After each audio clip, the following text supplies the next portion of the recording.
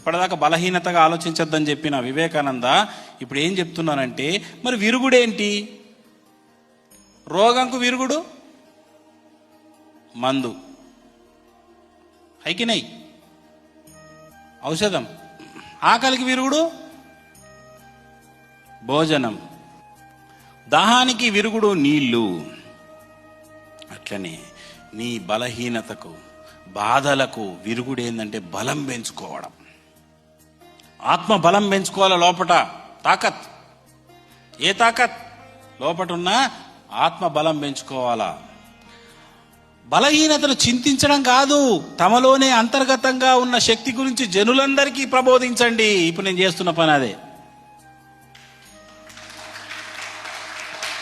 ప్రబోధించు. నిజమైన ప్రబోధం ఏమిటి? ఆ పూజ, ఈ పూజ, ఇది కాదు.